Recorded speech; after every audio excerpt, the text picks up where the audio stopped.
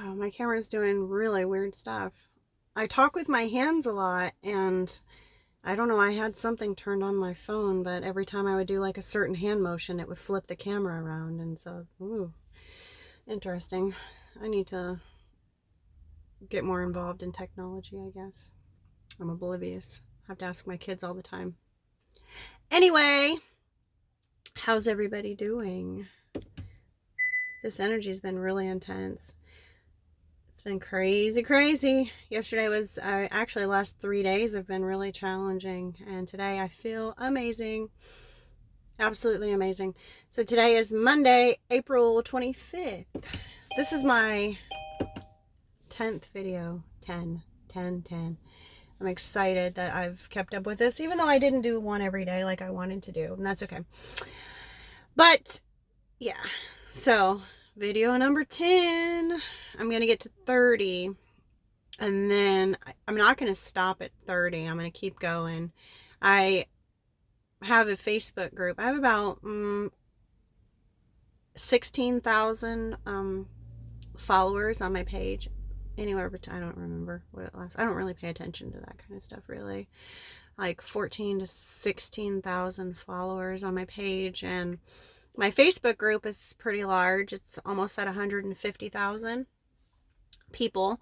And so I think that's great, but I don't really expect too much of, I don't do a lot of advertising myself or putting myself out there other than just sharing in my group and things like that. My daughter was trying to tell me about hashtags, and I have no idea how that even works. But I just feel that if anybody's going to come across my videos, then it was meant to be. And it took about a year, no, actually probably about 2 to 3 years of me having my group before it started really getting big. So I just figured that in divine timing, it will grow at its own pace. So, how's everybody doing out there? How are you guys surviving this energy that's uprooting things in our lives? Always fun, right? It's not fun sometimes. So the last couple of days have been really, really intense, and a lot of things are coming back to be healed. And I think that it's really important just to go along this process and not try too hard to figure things out. And so we have to go through life and just collecting little bits and pieces of who we are. And I think that sometimes when we don't have an answer to something we've received or we found or discovered, that it's okay to just kind of put this aside for a little bit until you get another big piece of the puzzle.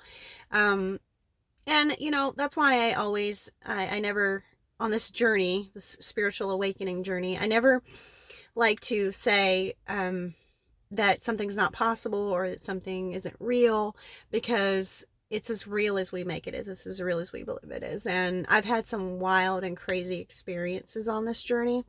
And so I would never, ever try to say that somebody else's experience isn't real, because I know from my own experiences, I've had some pretty wild stuff happen. So I went through some really tough emotions over the last 3 days. And for me, I don't really pay attention to the number frequencies when I see synchronized numbers. However, I've always, like, when I first started seeing synchronized numbers, I would try to figure out where they came from or what it meant, or looking up the angel numbers. But for me, I think now they're just reminders. And sometimes when I'm getting ready to go through a really big shift, I start seeing a lot of synchronized numbers. And it's one of the first time I ever experienced synchronized numbers was when I started seeing the numbers 420 all over, like license plates, gas mileage, like numbers, always looking at the clock at 420. I had no idea what that meant. I always thought it had to do with something to do with marijuana. And I had no idea. I just saw it at an alarming rate that it was just ridiculous how much I was seeing it. I just felt like this couldn't be a coincidence, the amount of times. And so I started looking into those numbers and what they meant. And for me, now I see them every now and then, but I have assigned, I guess, meanings to what they mean to me. And 420 for me is an awakening code. So I was in the process of waking up, and it has nothing to do with marijuana. But I was in the process of waking up. So the numbers 420 kept showing up for me. I mean, every single where, like a million times a day, I would see it everywhere. And so I would start seeing those. And yeah, so it's awakening code. The birds are distracting me.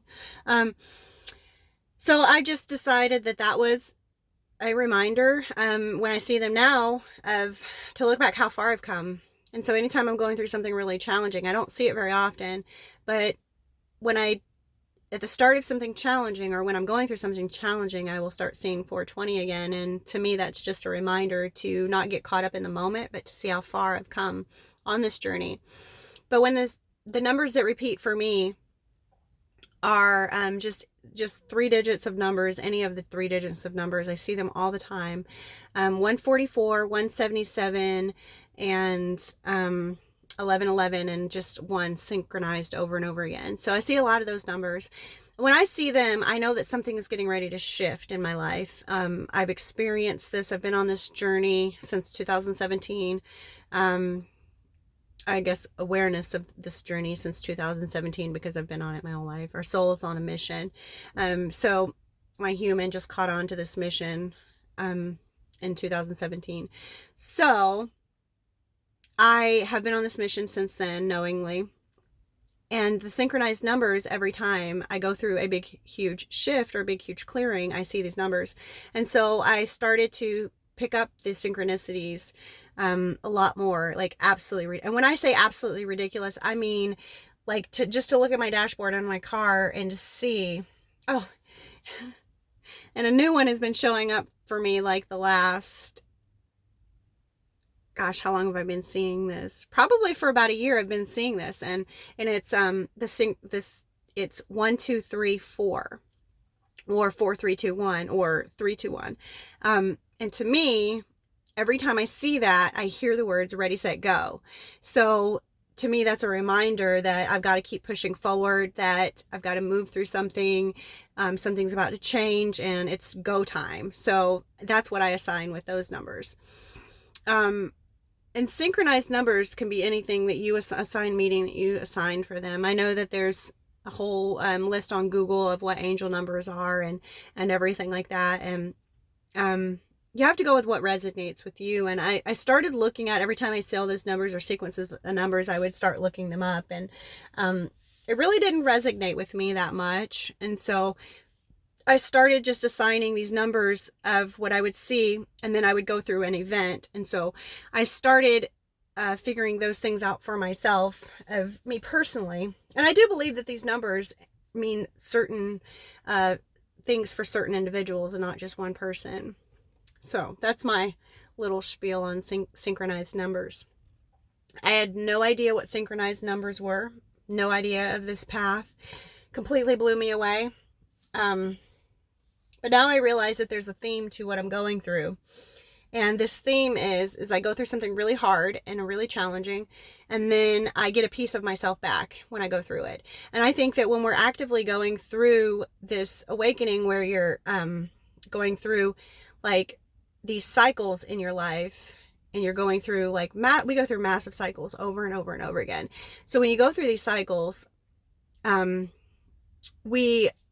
when you're unknowingly and you're unawake, we go through these cycles and we repeat like a circle, right? We go through these. But when we're going through an awakening, we move in more of like I want to say an infinity sign. And that's what it feels like to me. And so we're breaking out of this energy and creating a new pattern in our life, right? And so every time we go into this energy, we are collecting a piece of ourselves. And so yesterday I posted a video of me moving through forgiveness and trying to understand forgiveness. And it was a beautiful experience I had. It was very, very, I don't like to use the word hard, because I think that it assigns something that's kind of scary for people. Sometimes when we say I went through something hard, but I was always aware that when I clear this, I'm going to call a piece of myself back to me. And when we clear something, we call a piece of ourselves and we become more and more whole the more we heal.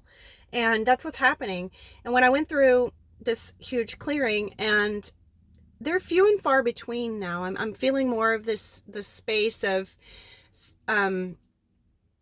more of the happy times are outweighing the negative experiences now. And I think when we first start clearing this energy, we're bombarded with the dark night of the soul, and all of these pieces of us come back. And sometimes it's hard to ignore them, and it makes us emotional, and we have to go through these emotions. But I clear things pretty fast because I've caught on to the process. I've caught on to, as soon as I figure this out in my life, my abilities get stronger. And I have crazy spiritual abilities, and they're absolutely amazing. And the more and more I heal, the stronger these abilities get. The more I can see, the more I can feel, the more I can understand. And it's just a beautiful process. And so those of you who are going through the really troubling times, the dark night of the soul, because when you first go through an awakening, light is being shined in all these areas of your life that had once been in the dark.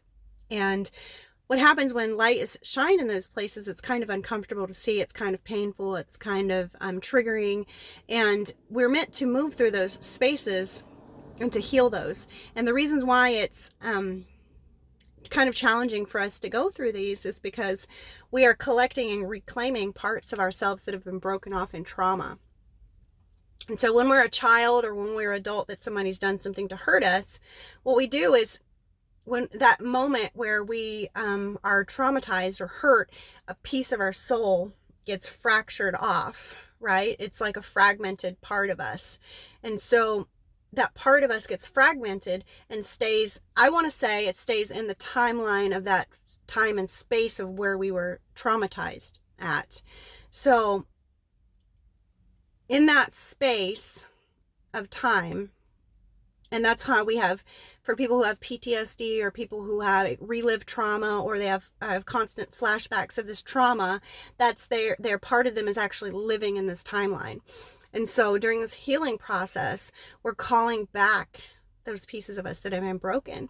And a lot of times these people in our soul is actually fragmented because we were taught that this part of us isn't acceptable or lovable, and so we push these parts about us away. And so during this healing process, we heal a fragment, and a fragment comes back to us. And when we see that fragment come back to us, it's very scary, and it's very hard to see what it's trying to show us, because it's painful to look at. But once you integrate that fragment back into yourself by healing what it's trying to show you, and sometimes we revisit these places over and over and over again, such as this fragment that was separated from me from this healing of forgiveness of this person that hurt me in my life. And having forgiveness from that person it looks different from everybody. And like I said, there's so many different layers of healing and forgiveness. So I had a part of my childhood trying to come back to me because it wanted to rejoin, my spirit, my soul. It's a piece of me coming back. And so I accepted it. I looked at it a little bit deeper, and I was able to kind of, through just a meditative state. I don't really meditate, but I do allow myself to go into where I clear my thoughts and completely clear out my ego and ask questions and listen for the answers. And so I did a lot of questioning, because a lot of times we will ask a question, but we don't leave a space for the answer to come in. We try to if the answer's over here, it's kind of scary to look at, and if it's over here, so we ask a question, but we only give this much space for the answer to come in. So a lot of us really miss out on this beautiful message that our spirit's trying to communicate with us. And so when we ask a question, we have to let the ego down and open that space in our heart, and open our heart to be able to receive that message that's coming. And so that's what I practiced with. I helped to see this other person that hurt me. I asked to see this person different. And a lot of times, if it's somebody that's not important in my life, I don't really I don't want to say I don't care to see the other person's perspective, but it really doesn't matter. Because if somebody hurts you and they're not a significant person in your life, then you just remove yourself from the situation and just move on and leave the universe to whatever they have planned for that person. But if there are people in my life that I love very, very dearly that are a part of who I am, I feel, and sometimes those parts of who I am have hurt me, and even being hurt as a child and being hurt as an adult is completely different. So all of that was coming back to me, and I was able to look at it and ask questions and get answers, and it was just a beautiful thing that happened and transformed inside of me. I was able to have more forgiveness and love for this person, even though I'm not ready to communicate to that person, because I still feel that there's this edge of where I have the potential to be triggered again. And so that just means to my mind that there's still some things there that I am not completely healed from, but it's a good step because I'm getting there. I'm getting there. And this is something huge that I've visited my entire life. 43 years old. I've visited this for a very, very long time, at least since I was 12, I think. So very long time I've revisited this. I've tried to understand it. And the message that I received, I think, is a beautiful message. And it's to the sorts of, Spirit had to remind me that when we love somebody so much, and we love and care for somebody, like our children, like our good friends that we resonate with, and people that we love very, very much, we choose to focus on the good things about them. Not that there's not any bad things about them, but we choose to focus on the good things. And sometimes we love them so much that we don't want to see the bad things in them, and so that we become blinded to the bad things when we love somebody so much, and we want to see the good things. We become blinded to the bad things. But they reminded me of the opposite side of that, is when we really are angry or upset at somebody, we choose to only focus on the negative and the bad things. So they reminded me of that, and they brought me back to several memories when I was a child that were absolutely beautiful memories with this person. And they let me feel their spirit, their genuine spirit and their soul. And they let me feel their brokenness that they had experienced in life, and which was really sad. It was a really sad moment. I'm smiling because I had some clarity, but and this really beautiful transformation took place inside of myself, but there was also a very sad component to this part of why this person hurt me, and it's a very sad story. But I was able to open up to see some of the good things. And I think that sometimes we close off ourselves to see the good things when there's somebody who's traumatized or hurt us. Like, for instance, my ex-husband, let's just use him for an example. In this moment, I love my ex-husband. I want him to be so happy. He has an amazing partner now. I absolutely love her. As a matter of fact, when he met her, the whole dynamic of my children's lives and my life got so much better. And she was the component that added to that, and just absolutely amazing. So there's no reason to not absolutely adore and love this woman. But when I lived in the past of the trauma, and I was very upset, and I felt traumatized by him. I could only see the bad things, and they only see the negative things. And I focused there. I focused on the bad things and the negative things. And I had that shift too in that moment of trying to forgive him, where they showed me, look at the good things. Just because everybody has good and bad. And if we choose to focus on what we choose to focus on, really comes forward. So if I'm going to choose to focus on the negative things, and that doesn't mean that you have to be in a situation where somebody is continuing to hurt you. The hurt has stopped a long time ago. And I've had to revisit if it was actually them hurting me or me hurting myself. And that was a totally different, that's another video. But some amazing shifts happened in my life, and I brought back the knowledge to really pay attention. When we love somebody so much, we become blinded by the bad things that they do. We don't see them. We block them out and just to focus on the good things. And that flip side of that, it's the same thing as when we're really angry or frustrated or hate somebody so much, we can only see the negative things. So like where I was going that with my ex-husband is, back then I could only see the negative things. But when I started to shift, because I thought it was very important that I see my ex-husband differently, because he's the father of my children. He is 50% my children. He is half their DNA. So my goal here is to wholly heal my children completely. I mean, healing is going to be up to them, but for me to play that part in their lives by learning to love their father for who he is as a person, even though we were never good together. We were, there was a lot of love between us, but we were very toxic for each other. We were the opposites. And so we did a lot of damage to each other. It wasn't just him damaging me, it was also me damaging him. I lived in the victim mentality before, thinking he was the one that just victimized me all the time. And that's not true. It took me a lot to be able to see from his perspective. And so how I was able to forgive him was I saw the good things in him and saw this just amazing. And I was once with him. I had children with him. I decided to marry this man, right? So obviously there had to have been some good moments and some good times and some actual love there. And so choosing to focus on those moments instead of, and this is after me not being in the situation anymore, stepping back and looking at it from a broader perspective. And so some of us, I realize, are still in the raw moment of the trauma and not able to do that. And so even though I have healed other things in my life, it has to be done in layers. Like I said, it has to be. And so we have to have love and forgiveness for ourselves first and foremost.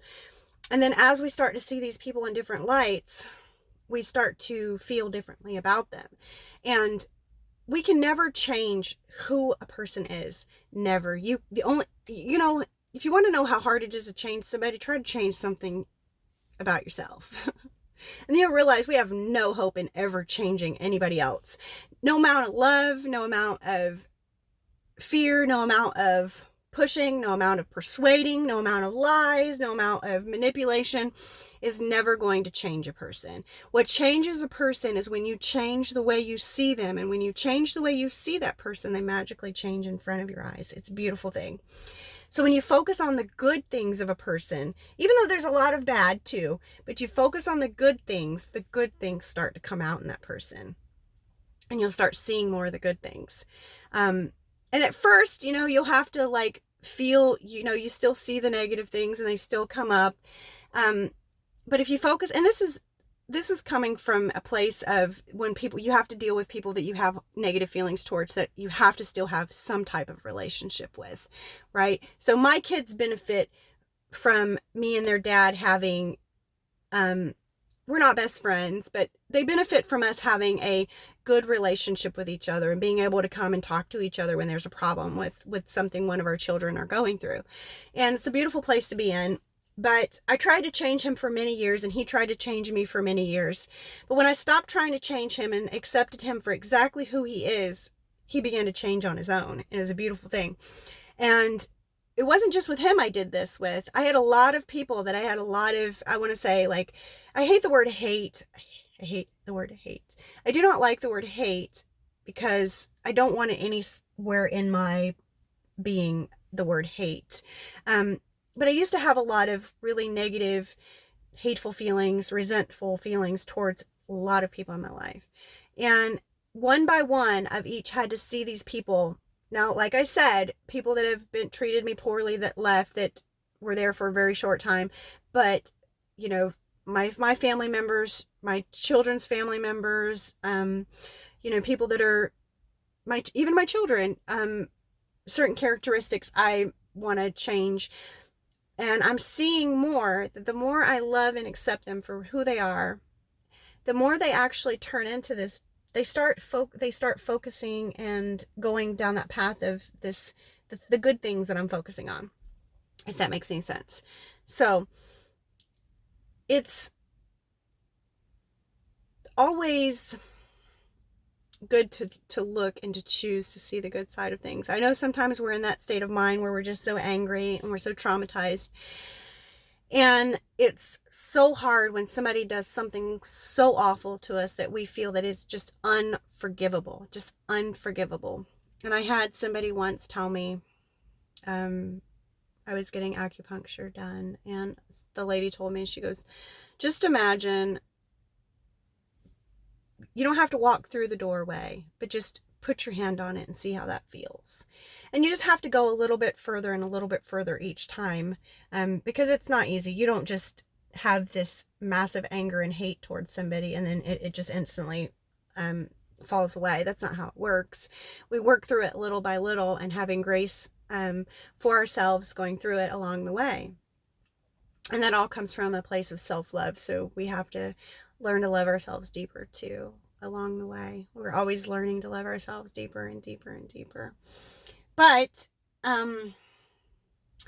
I felt like there was a little piece of place where I still had blinders on, and going through this 3 days of intense energy and releasing and going through this forgiveness, it kind of removed the blinders a little bit, so there's like this whole other area that I didn't even know was there or got to experience. And so it's just a beautiful thing. That's why I don't get too hard on myself when I go through something challenging, or I'm like, well, shoot, man, I can't believe I'm going through this again, and I just went through this, and I just went through this. There was a time in my life where I knew that this was going to get me to a better place, so I wanted it. I was like, give it all to me. I'll ask for it. And I commonly ask in my life for everything to be revealed. I live my life with truth and transparency. I want everybody around in my circle to live with truth and transparency. Who wants to have lies and manipulation in their reality, in their everyday life? It's not a comfortable place to be. I've been there.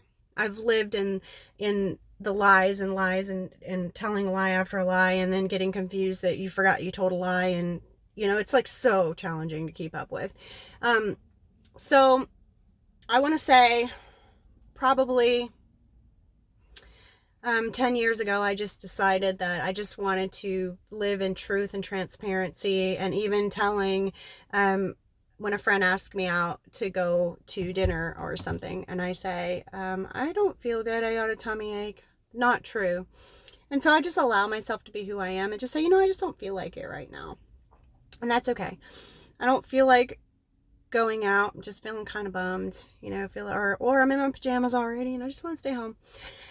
So living in truth and honesty is so freeing, so freeing. And we are going through a time where truth is being exposed. The truth is being uncovered. Light is being shined in all the darkness. And if you've ever felt like you're a light in the world, right? Because I've always felt like I was a light. I felt like I had this big, I loved people, and the way that I loved people, I didn't understand how other people couldn't love that way. So like I got bullied at school when I was little. A lot of people bullied me. But I would go home and I would come back the next day completely forgiven everybody that had bullied me.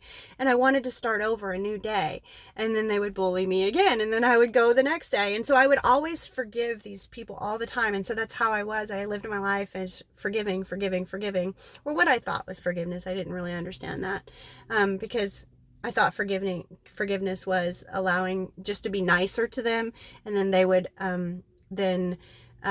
treat me better because I was nicer to them. So that wasn't really forgiveness. I guess it was a trauma pattern that was repeating, I now see.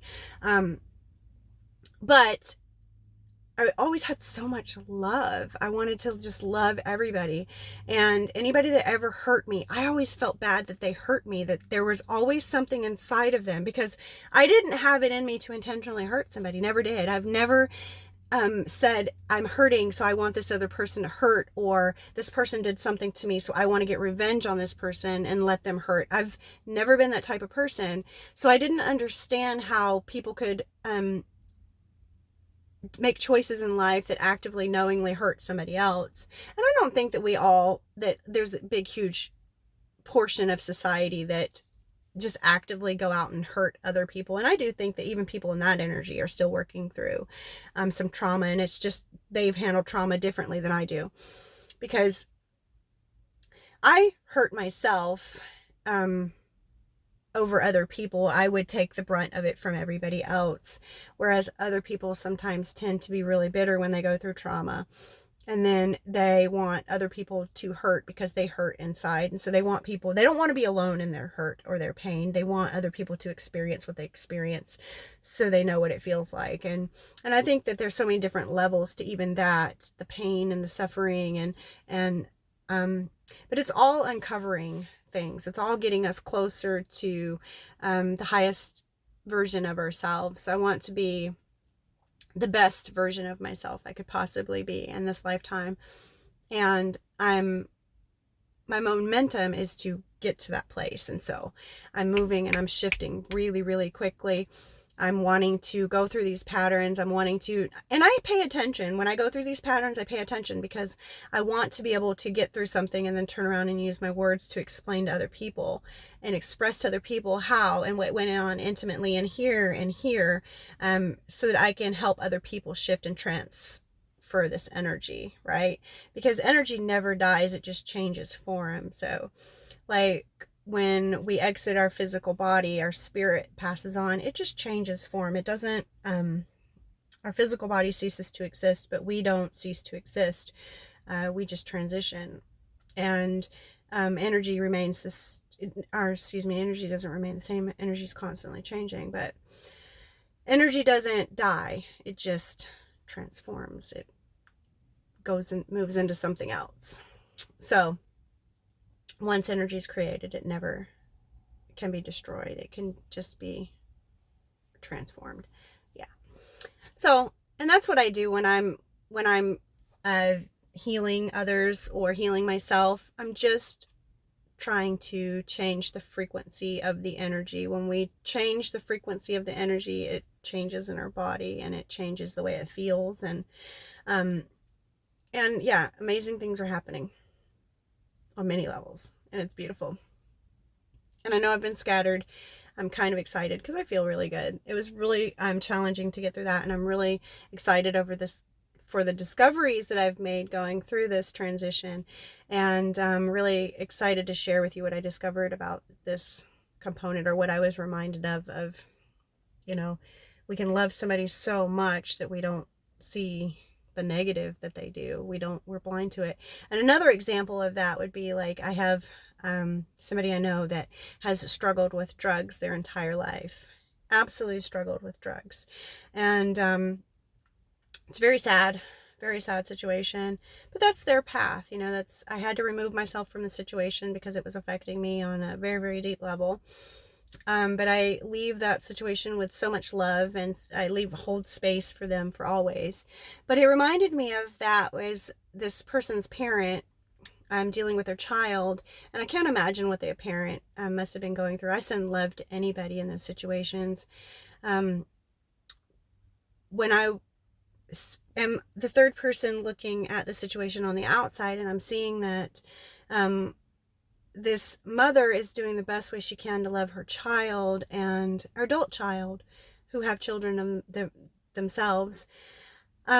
Just want to be there to help pick up the pieces of their child that just keeps getting in trouble over and over and over again. And then they're there to pick up the pieces over and over again. Well, the child never experiences the full brunt of the mistakes if somebody's back there cleaning it up all the time. And so that's what I mean, is sometimes we love somebody so much that we want to focus only on the good.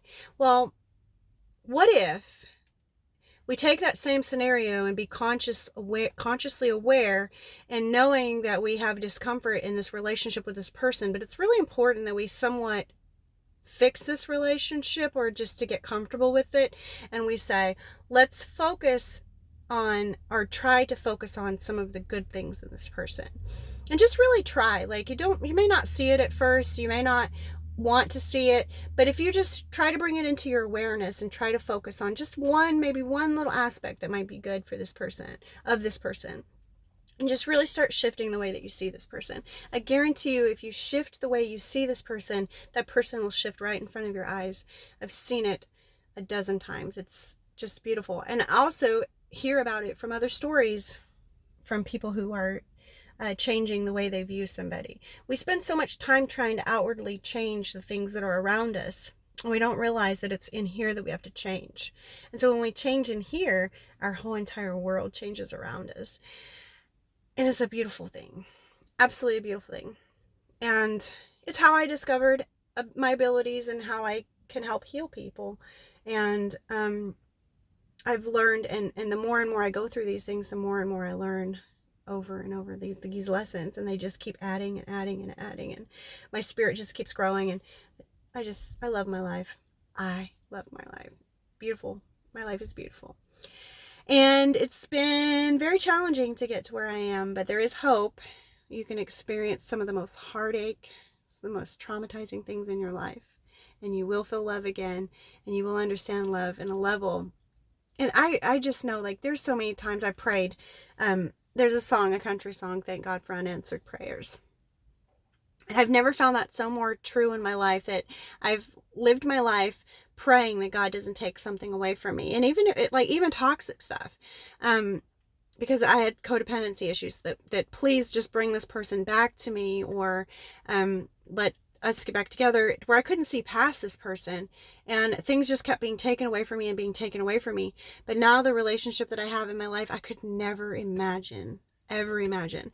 And although those other relationships that I had, it was so painful when things were ending, and I couldn't see that this other person even existed.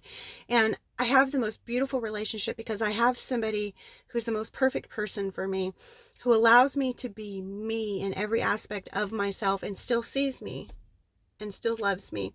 And it's just a perfect complement to who I am. And I don't think if I would have found this person, I'd probably be single. I think my codependency issues are done. But now I have somebody who matches the love that I have for myself. And sometimes I think he teaches me how to love myself even more and more. Actually, I know he does. He teaches me how to love myself over and over and over again. And it's because I see him working on himself constantly, and always looking to evolve and to accept and love parts of himself. And so am I. And so we're on this beautiful journey together. So I've rambled for almost 38 minutes. And yeah, I'm just excited. I'm excited about this new piece of information, and I'm going to put it to practice in healing some of these other areas that I'm moving through, growing through. And I want to share that with you all. And thank you for the love and support always. And I hope you have a beautiful day.